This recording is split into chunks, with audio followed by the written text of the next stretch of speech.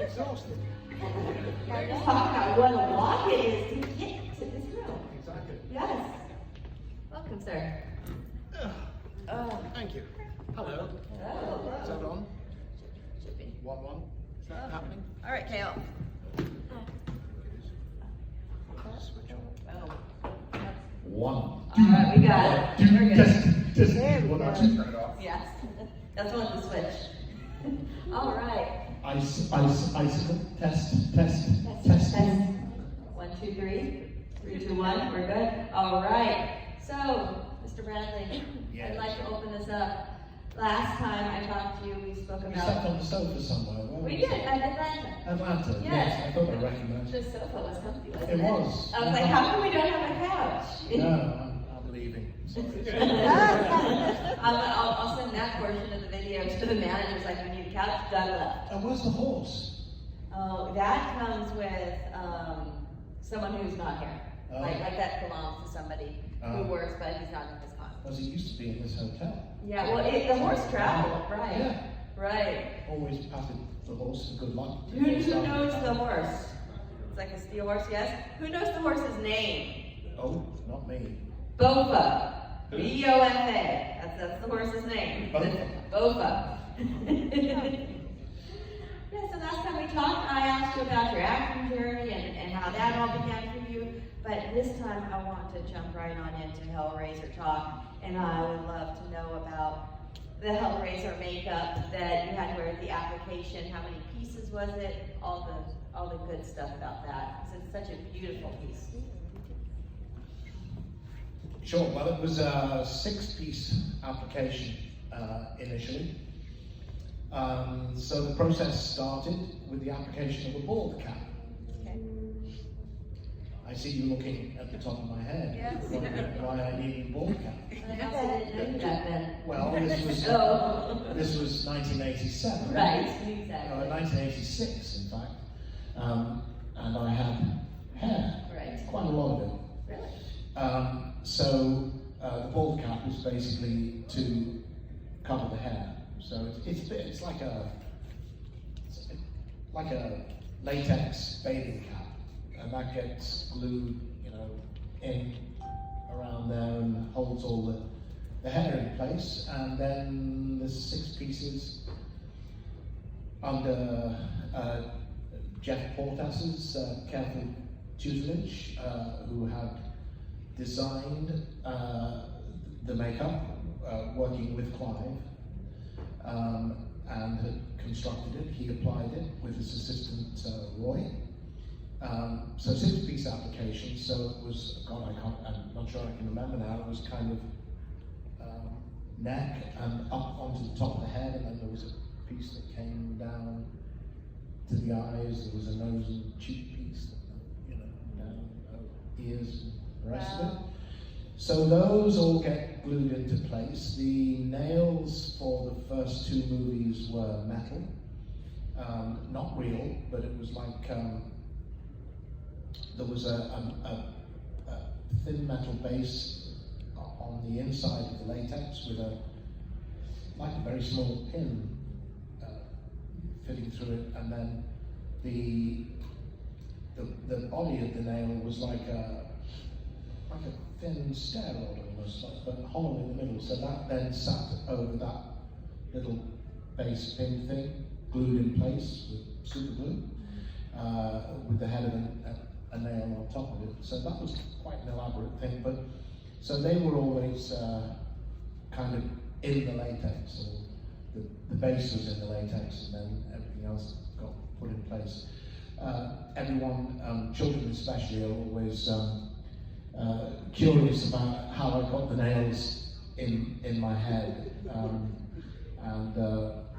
yeah, did it hurt? So no, It's like, yes, a lot. well, I get, sometimes late on a Saturday afternoon, when I've been answering the same questions over and over again, and there's a mischievous imp in me that kicks in sometimes. My wife kicks me under the table because she says, British irony, Americans don't get it, Is she American? She is, yes. Okay. So it's you know, it's a thing about irony. What I notice when Americans say something ironic, they always say, "I'm just kidding." Now, if you do that, you're no longer being ironic. Right. It ruins the whole thing. But sometimes people will say to me, "Well, what did you have to do in the audition to get the role of Pinhead? What was the audition like?"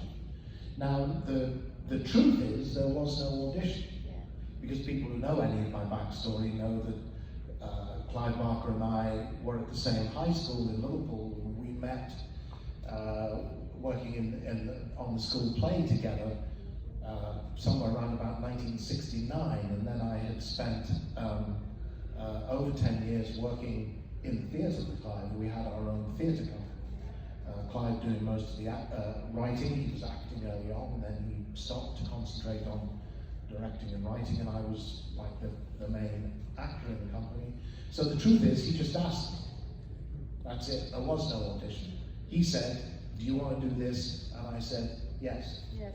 That was it. But I've occasionally said to people, well, they put me in a room just with a camera and a table, and on the table there was a pile of nails and a hammer, and they told me to get creative.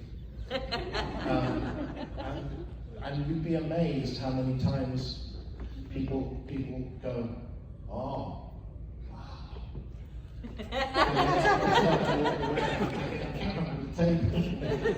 they believe you. They think that's what happened." So I have to say, no, hold on. That's just kidding. All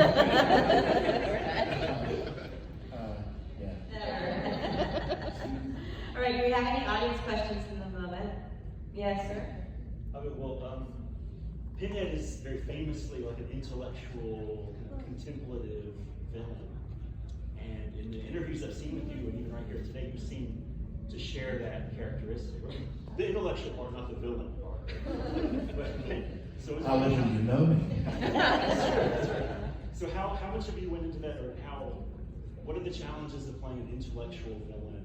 And do you enjoy playing an intellectual villain as opposed to some other kind of villain? Wow, that's a lot of bits going on in that question, I think. The intellectual villain element of it is Clive. And people who are familiar with Clive's writing know that Clive is never going to be satisfied with just a villain. That's boring. And it's generally true, I think. In the same way that the only interesting heroes are flawed heroes. They're just, if a hero is just heroic all the time, they're kind of dull. You know, I think it's a bit of a difference between Superman and Batman, for example, for me. Ultimately, I found Superman a little bit dull, because he's just, he's great, he's Superman. No arguing with that, but he's just heroic all the time.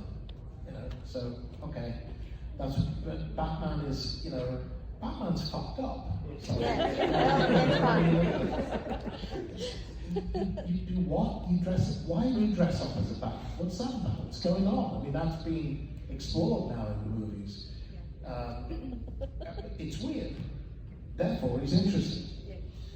And if a villain is just a villain, as a villain, as a villain, as a villain, again, they're boring. Give them a sense of humor. Give them a sense of playfulness. Then they become interesting, I think.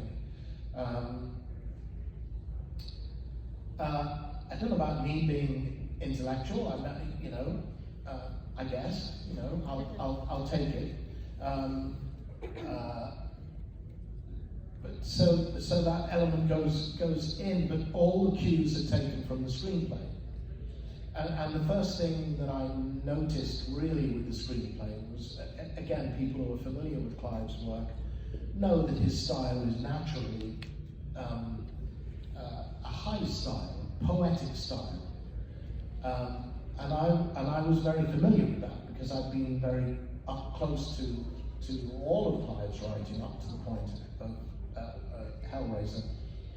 I was very conscious that he was writing down in kind of movie-ese in the screenplay. And then Pinhead turns up and everything changes.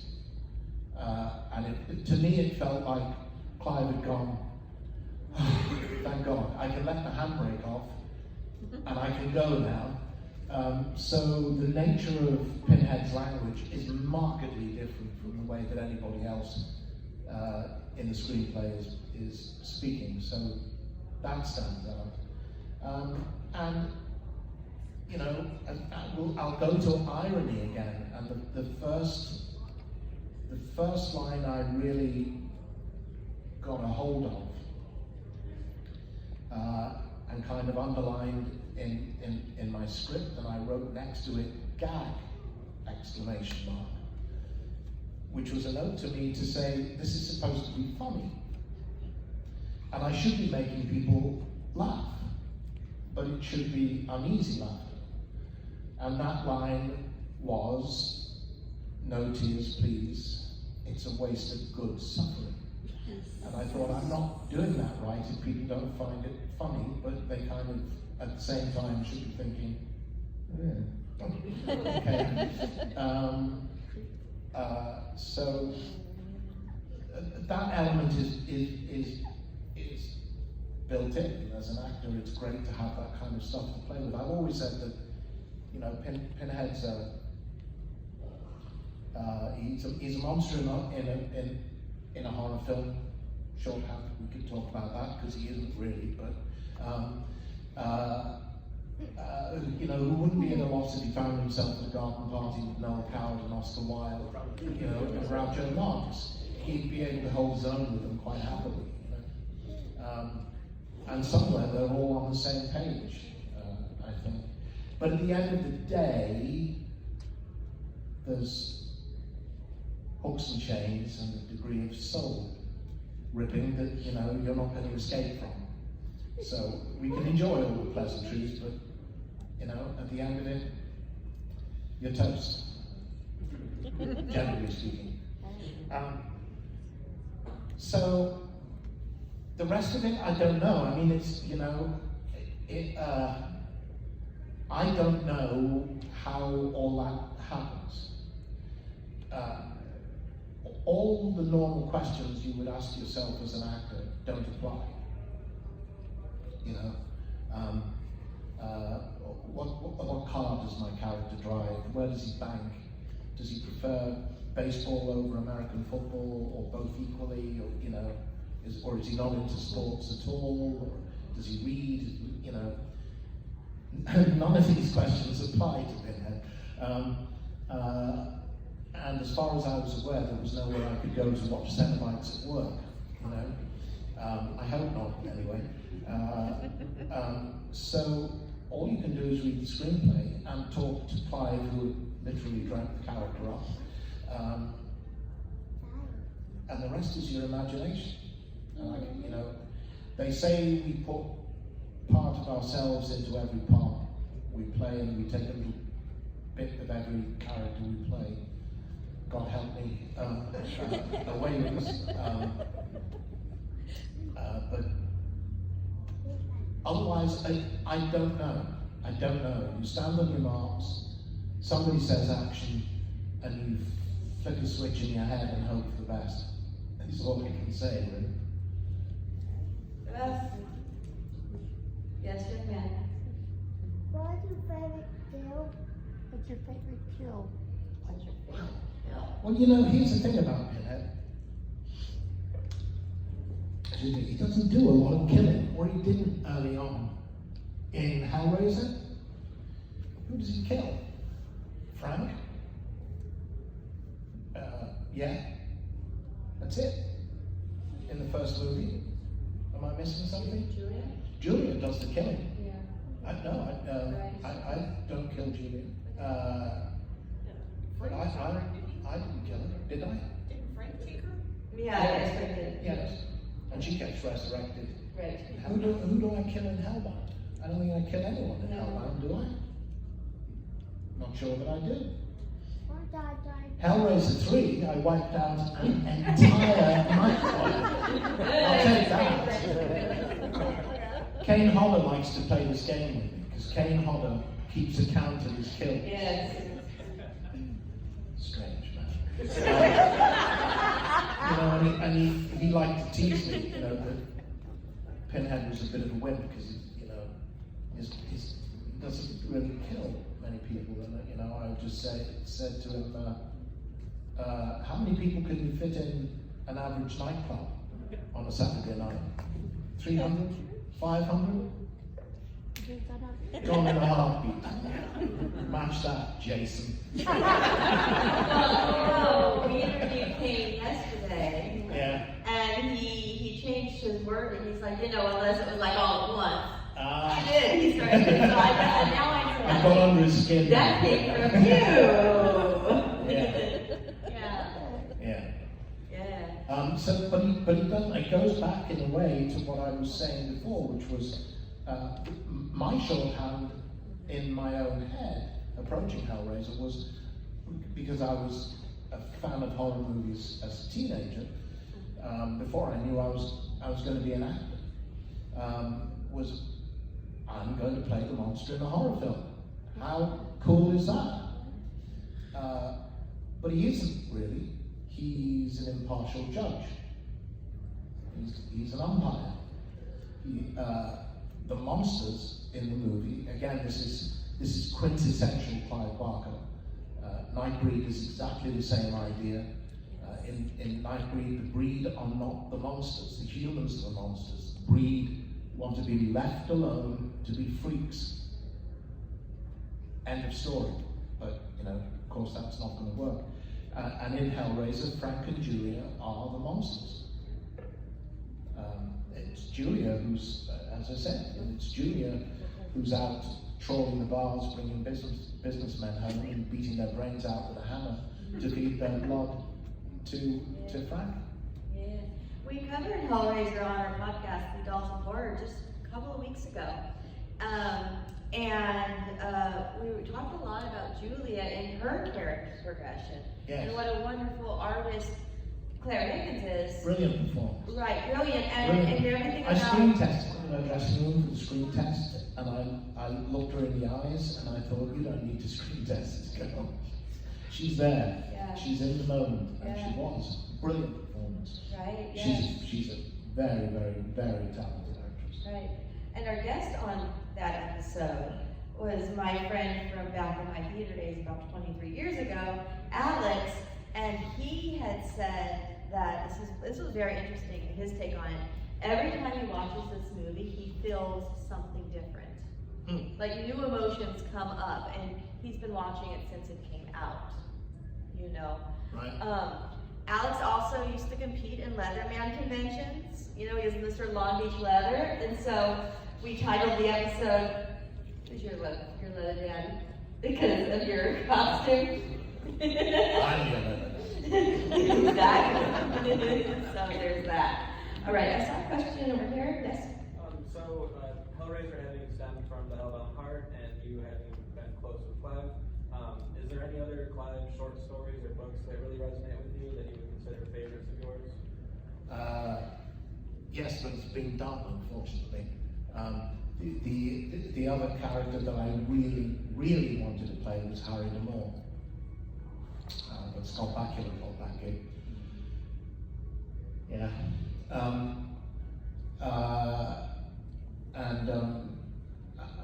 I can't remember the Shadwell, I think, in Weave World.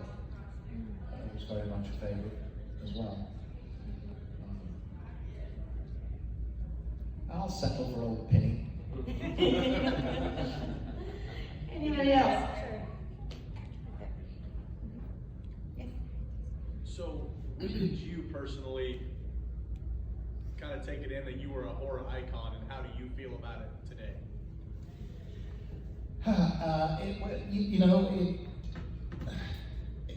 It doesn't make any sense to me because I know who horror icons are. As I said, I was a fan of horror movies. I know Like who the the Universal Monsters? Sure, I know that the iconic figures, or my icons, are Lon Chaney Sr., and Boris Karloff, and Peter Cushing. I'll take those three. If I have to take three, it will be those three. And Peter Cushing is my god amongst horror movie actors. And he's one of the best actors who ever drew breath, in my opinion, even outside the genre as well. Even before I got to know him in the Hammer movies, he played Sherlock Holmes for the BBC in the 1960s. He was my first Sherlock Holmes. He was winning awards in the 1950s, in particular for a live television broadcast of a dramatization of George Orwell's 1984.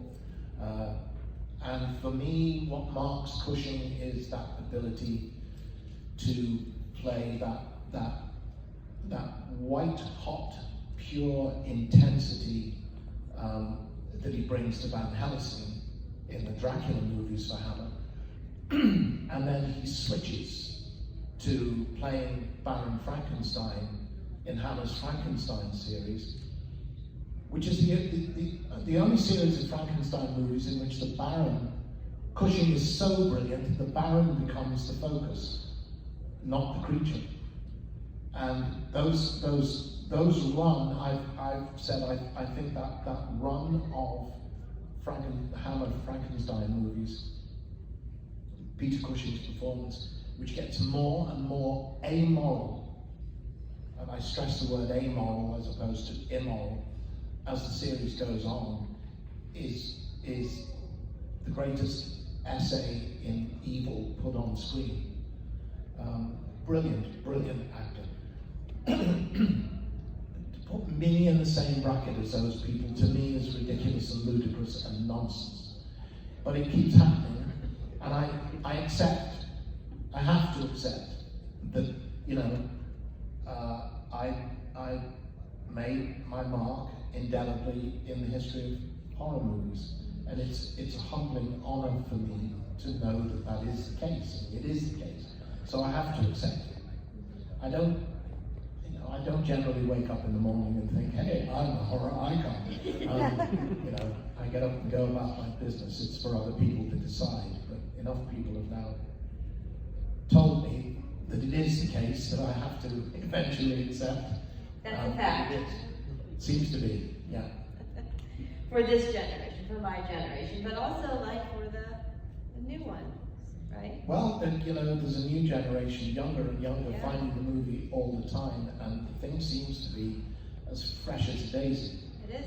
It holds up. To new people finding it.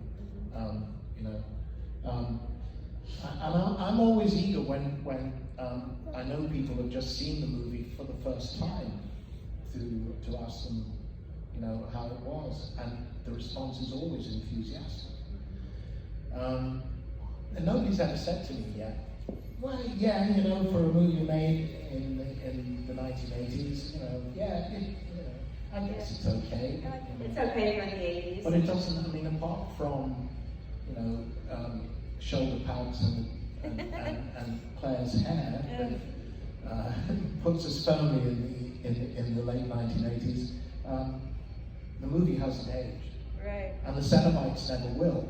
Right. I've always said you could show an image of the Cenobites to a 14th century monk, and he'd know exactly what he was looking at. And if it looks increasingly unlikely, but if any of us are still around in 400 years' time, those images will remain as strong and as powerful as ever. And that's the genius of what Clive did in Hellraiser to me, was he takes what was the kind of de rigueur format at the time, which is a slasher movie. You take the Cenobites out of that story and it still works as a straightforward, slightly dull, but perfectly serviceable contemporary slasher movie. Because everything else is still in place.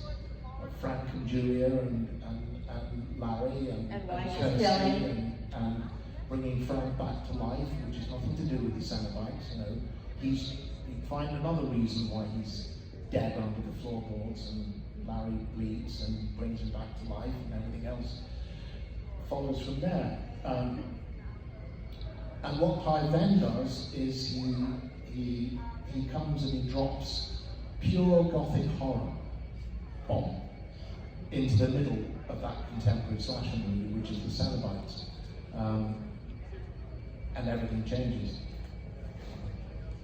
What was it like playing Elliot in Part 3, out of makeup, and doing the character before he turned into First lead in Cenobite? Hellbound, Yeah, and then you really got to flush it out. in Hell, absolutely right. Well, you know, that again, that's an opportunity that is not going to come along very often, if at all, in an actor's career. It was great. I loved the challenge, and especially, you know, the weird challenge of playing opposite myself. Yeah. I especially liked sitting down in the makeup chair, you know, bit of powder, bit of this. Right. And after 3 minutes, 5 minutes, Yeah. they say, yeah, you're good, you can go. What? I don't have to sit here for the next 4 hours? Oh, great. So, yeah. And they get to wear different clothes. Yes, nice dapper military uniform, but it was a strange moment because when we were approaching filming that, we were filming both sides of the scene in the same night.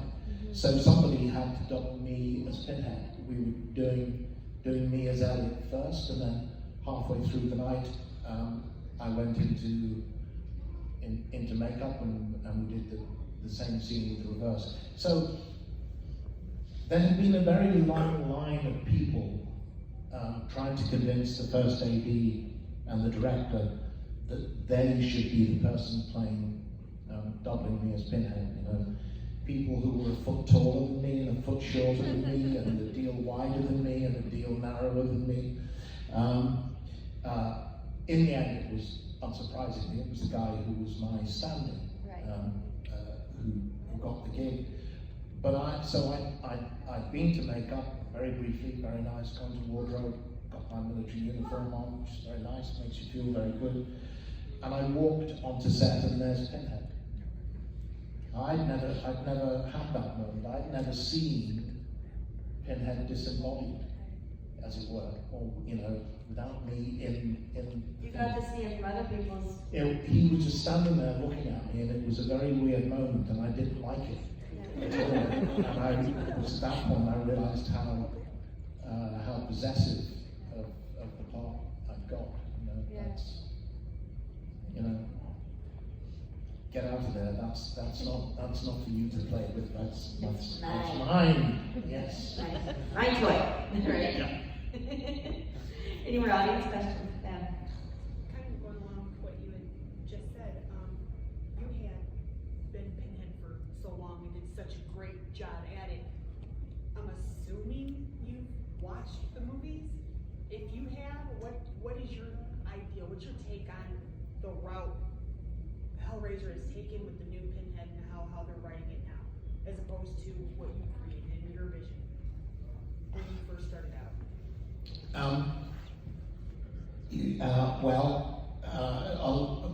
A lot of time had gone by, is the first thing. I mean, we shot Deader and Hellworld, which were the 7th and 8th movies, back to back. I think 2000. I'm trying to remember now. No, 2002. I think maybe. We shot. It gets harder to remember all these things in chronology. Inferno was 99 and Hellseeker was 2002. So 8 years had gone by, and I was contacted about Revelation. I was uncertain about it to begin with because, you know, it's a matter of record that the only reason Revelation got made was that someone at Dimension Films had noticed that if they didn't get a movie made by a certain date, they were going to lose the rights to the franchise. And I was being contacted in the middle of July for a movie that had to be in front of the cameras on September the 3rd. They weren't spending any money on it. Everything was happening in a terrible rush. It didn't seem to me like, a serious attempt to revitalize the franchise and move it forward. And I was not being offered very much money, but I've said before, if working in the dog company with Clive in the theatre company taught me anything, it is that money is a very bad reason to say no to things. It's a very good reason for saying yes to things you probably don't want to do.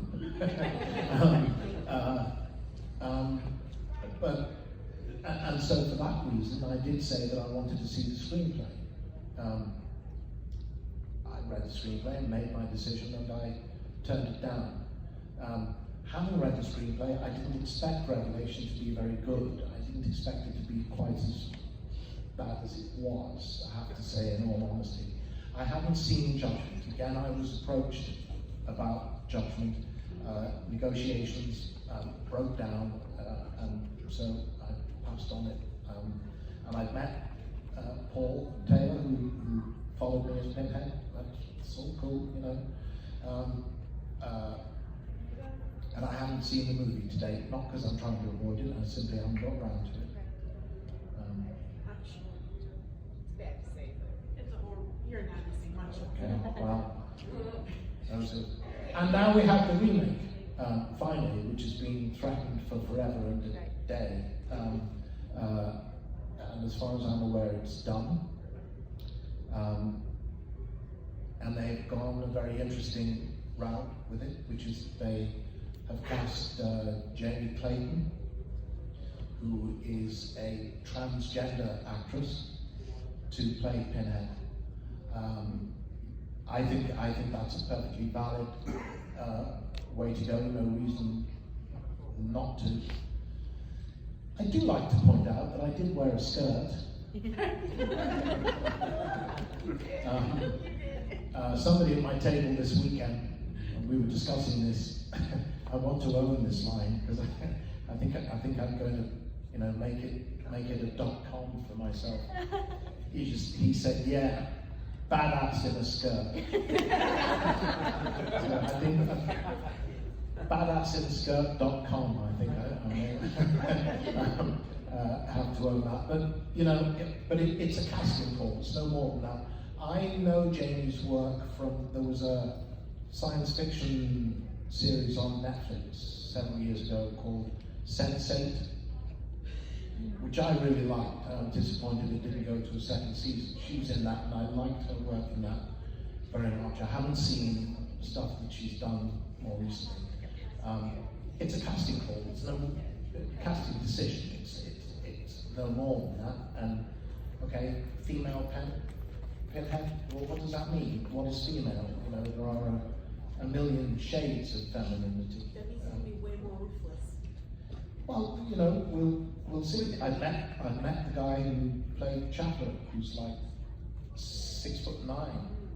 So, we'll see what happens. But I think that's coming out on Hulu, I guess, for Halloween. But it is done.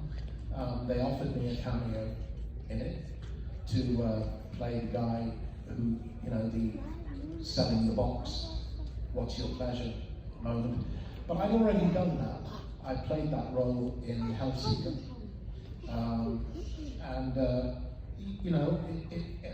It was a decent, again, it wasn't about money because the offer was decent, and I thought about it and I just thought, no, I don't think that feels right.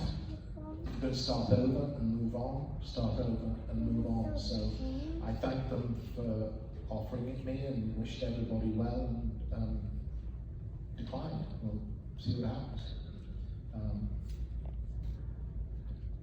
But no hard feelings. Everyone wants to start a fight. You're not mad at it.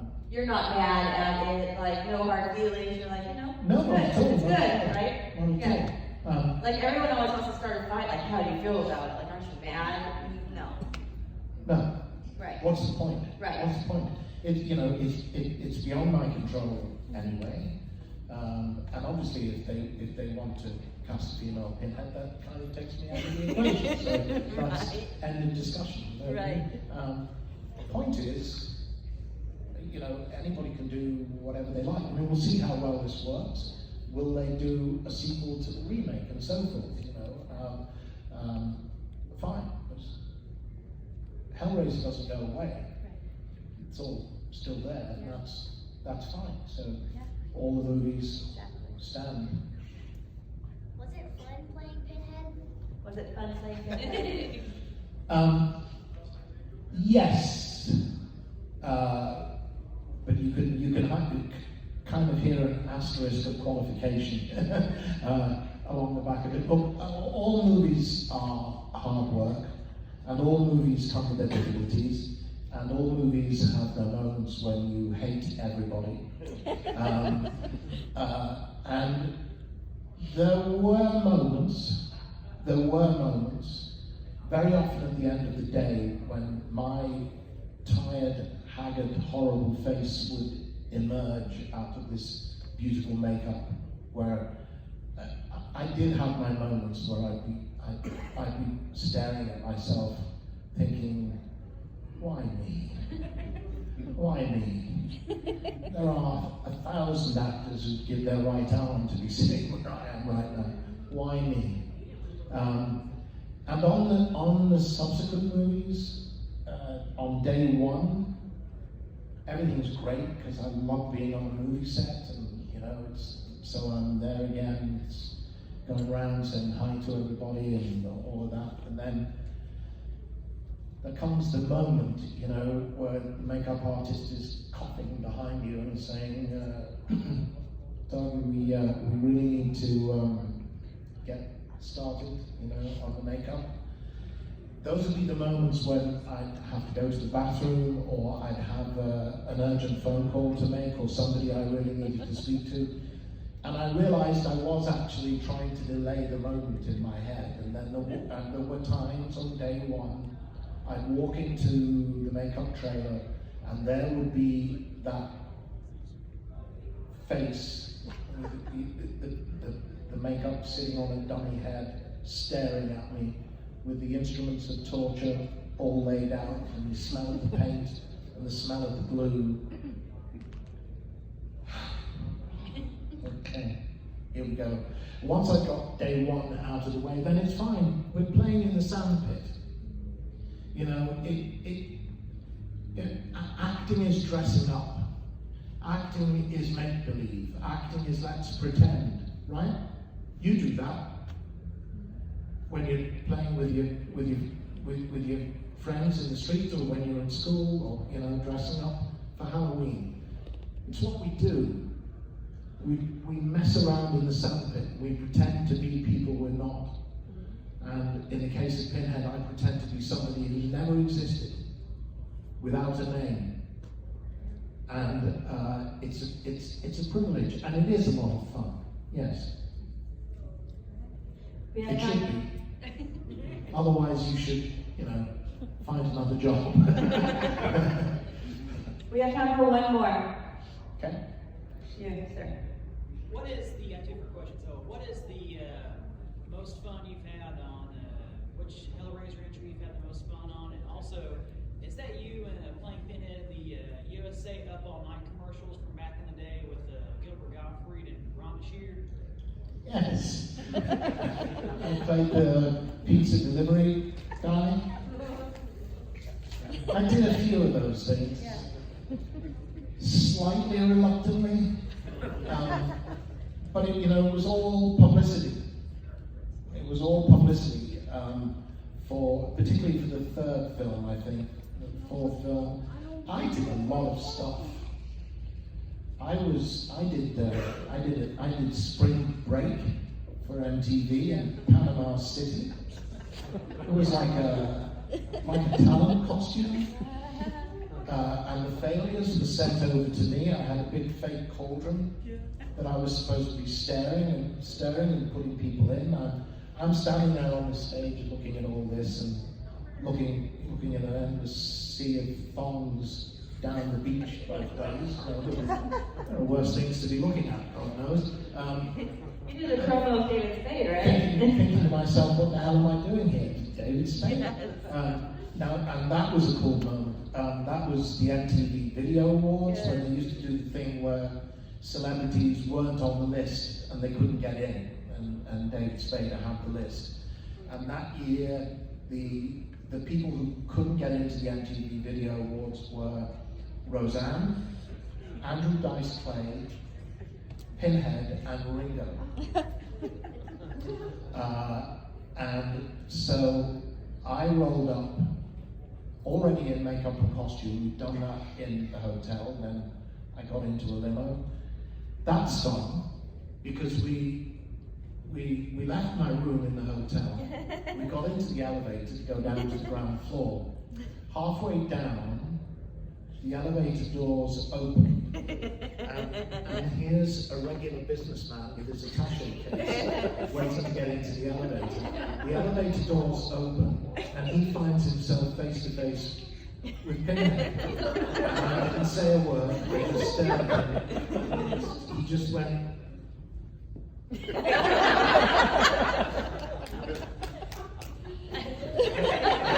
waited for the elevator doors to close, you know. And I always imagine him going home at the end of the day, you know, to his family, saying, "Hey kids, guess who I met in the elevator?" And there was a game I used to play in the limo when I was traveling in makeup and costume, which was coming up to a stoplight and being aware that another car would come up and stop alongside me, and then I could just let the window down and wait for them to make eye contact with me, you know, and then zzz, back up. And if I timed it right, then the light would change and we'd be away and they'd be back up. But we arrived, and you know, I should backstory this by saying that I was born in Liverpool, and I was like 7, 8, just becoming aware that this thing called pop music existed when Love Me Do hit the charts. And my city was about to become the epicenter of this whole thing. I am one of the world's biggest Beatles fan from day one forward, and still am. They're still the greatest band of all time. So it was at UCLA, and I got out of the limo. PA girls, you know, came over and said, "We're delighted to have you here. We'll just bring you over to the stadium area." Eric Clapton and Elton John are rehearsing right now. And Ringo's here. And I walked down and I turned, and Ringo was talking to 2 guys and had his back to me. And one of the guys said something, and Ringo turned around and he looked at me and he said, "Hey, it's Pinhead." And my legs had completely gone to jail. Completely gone to jail. And fans sometimes at my table at these conventions, you know, they will say to me, "I'm sorry, I'm babbling, because I can't cope with the fact that I'm talking to you." I reference that moment because, believe me, I babbled insanely and inanely to Ringo, who was, you know, great about. And I'm sure I said lots of extremely embarrassing things like, "I'm from Liverpool too." And with the very greatest respect to Mr. Starkey, that was just Ringo. You know, if I had been in front of Paul, or God forbid, John, if it had been Lennon, I would have run away. I don't think I could have coped. I don't think I could have coped. I couldn't have said a word to him other than "thank you."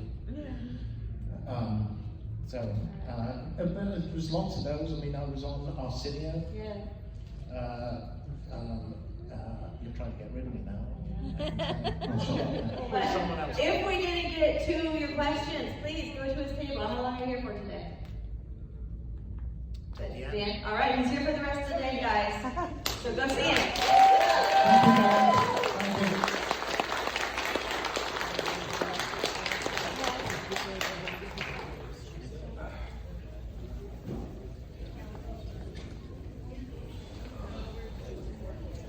Okay. I appreciate you.